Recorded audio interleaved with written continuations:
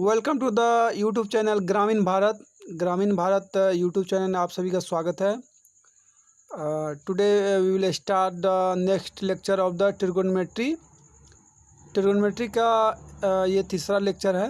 दो lecture already uploaded है playlist में, आप उसे आसानी से पहले देखिए अगर आप उसे नहीं देखे हैं।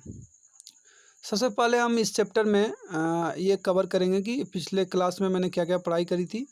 उसके बाद आगे के टॉपिक आप जैसे कि थंबनेल में यहाँ पर टॉपिक देख रहे होंगे, maximum and minimum value of trigonometric ratio.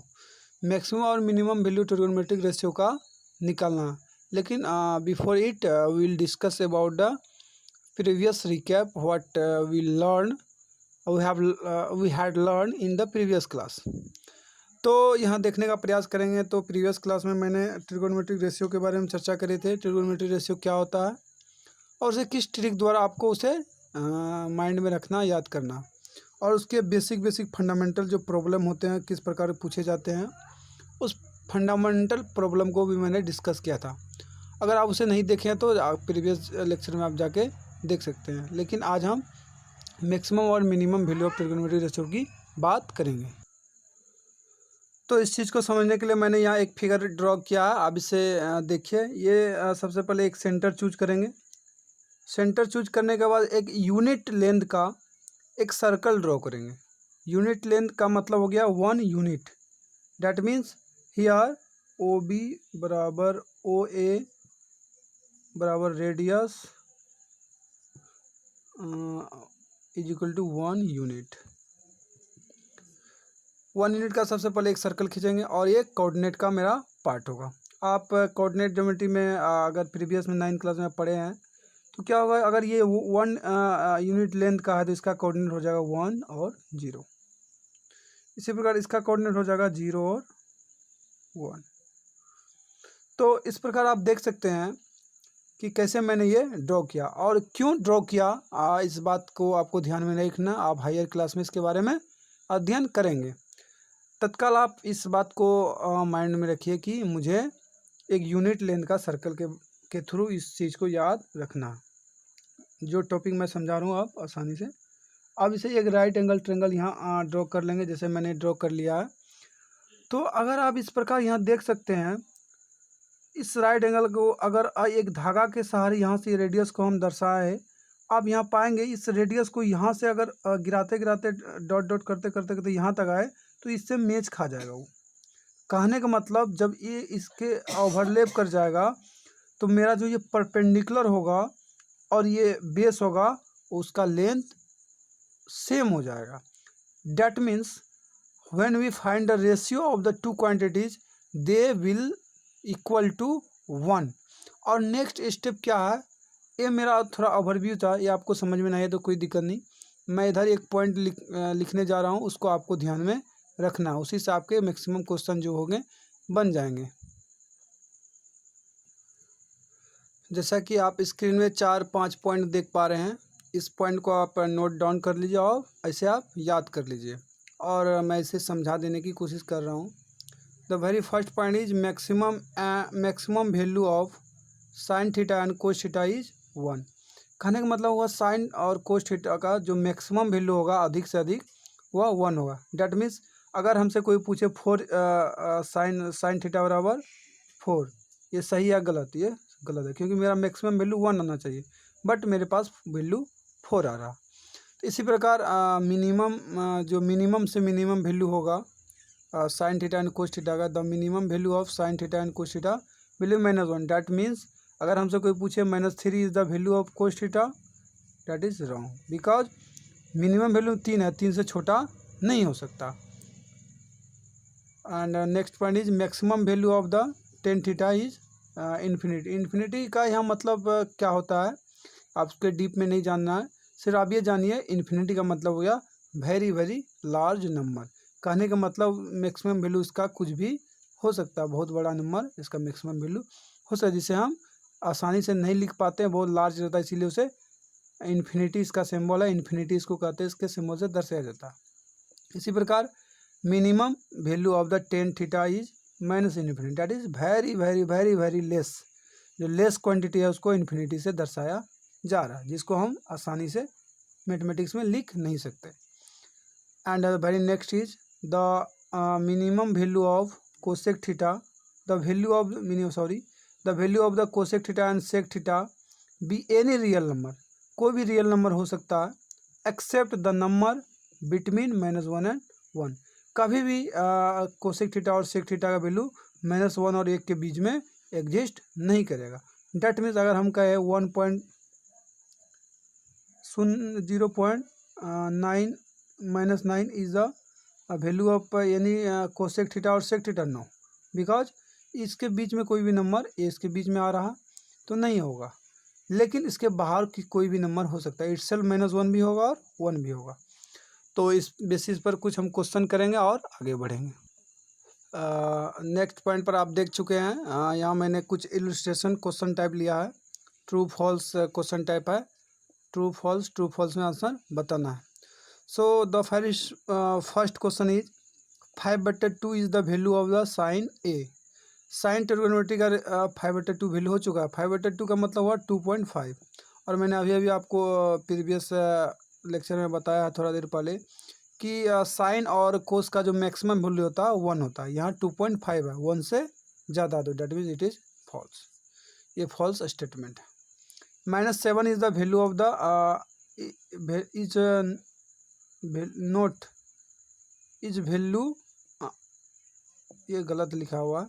-7 is the not value of the tan theta. मैंने अभी आपको बताया है टेन थीटा का मिनिमम वैल्यू -इन्फिनिटी होगा, मैक्सिमम वैल्यू इन्फिनिटी होगा। कहने का मतलब टेन थीटा का कोई भी वैल्यू एक्सेप्ट करेगा, कोई भी रियल नंबर एक्सेप्ट करेगा। डेट मीन्स -7 जो होगा टेन थीटा का एक वैल्यू होगा, that means true. 0 is the value of cos theta. Cos theta का वैल्यू 0 हो सकता है, yes it is right, because cos theta का वैल्यू -1 और 1 के बीच में एग्जिस्ट करता है। सेक थीटा बराबर -1/2, मैंने आपको थोड़ा देर पहले बताया था सेक थीटा का वैल्यू -1 और 1 के बीच में नहीं हो सकता है, that means it is false statement. Cosec theta बराबर 8, यस ये हो सकता है, ये -1 और 1 के बाहर है, डेट इज ट्रू स्टेटमेंट। तो इस प्रकार के क्वेश्चन हो सकता है। इससे भी हल्का हल्का जो मैंने पहले आपको पॉइंट लिखाया है उससे आपको सारा क्वेश्चन बन जाएगा। बस बेसिक अंडरस्टैंडिंग के लिए मैंने ये इलस्ट्रेशन लिया है, आप इसे ध्यानपूर्वक देखिए। अब इस चैप्टर में इस ट्रिग्नोमेट्रिक रेशियो के बाद मिनिमम मैक्सिमम वैल्यू के बाद हम कुछ प्रॉब्लम लेने की कोशिश करेंगे। आप स्क्रीन पर जैसे कि दूसरा नंबर का प्रॉब्लम देख चुके हैं। 25 कोस थीटा बराबर 7, फाइंड ऑल ट्रिग्नोमेट्रिक रेशियो। इस तरह के क्वेश्चन बहुत बार पूछे जाते हैं। इसे कैसे हल करना है मैं अभी आपको एक हल करके दिखाता हूँ, आप ध्यानपूर्वक देखिए। एट फर्स्ट सॉल्यूशन में आप क्या करेंगे, 25 कोस थीटा इक्वल टू 7। सबसे पहले हम कोस थीटा को निकालने की कोशिश करेंगे। That means cos theta is equal to 7/25। तो चूंकि हम जानते हैं कोस थीटा बराबर क्या होता है, एडजेसेंट साइड बटे हाइपोटेनस। ये मैंने डेफिनेशन में पढ़ा है, अगर आपको कोई प्रॉब्लम हो रही है तो आप पहला लेक्चर जाके अटेंड कर लीजिए। तो एडजेसेंट बटे हाइपोटेनस है, तो एक मैंने ट्रायंगल ड्रॉ करूँगा। कहने का अर्थ ये हुआ that means it is a ratio term. तो 7 हम इसको नहीं कह सकते, ऐसे अगर हम थीटा यहाँ मानने की कोशिश करें तो ये एडजेसेंट साइड को मैं 7 नहीं कर सकता हूँ, बिकॉज ये रेशियो का टर्म है। एक रेशियो का टर्म है तो हम ये जानेंगे ये हो सकता है 7x हो, यहाँ 14/50 भी हो सकता है जिसका रेशियो 7/5 हो। इसीलिए इस रेशियो के टर्म को कन्फ्यूजन को ख़त्म करने के लिए मैंने इस रेशियो के टर्म को x या k मान लिया, तो ये हो जाएगा 7k। इसी प्रकार हाइपोटेनस 25 है, 25k मान लेंगे। ये क्यों माना, क्योंकि यहाँ रेशियो है, रेशियो टर्म को एग्जैक्ट हम नहीं लिख सकते, इसलिए मैंने इस रेशियो के टर्म को k के टर्म में लिख लिया। हो सकता है यहाँ 14/50 हो जिसके कटाने के बाद 7 और 25 हो जाए। तो इस चीज़ को बचने के लिए मैंने यहाँ ये ले लिया। उसके बाद मैंने ये साइड निकालने की कोशिश करूँगा। अगर ये ए बी सी ट्रायंगल है तो ए बी बराबर पाइथागोरस थ्योरम से हम यहाँ निकालने की कोशिश करेंगे, क्योंकि ए बी बराबर क्या होगा, ए सी का स्क्वायर माइनस बी सी का स्क्वायर।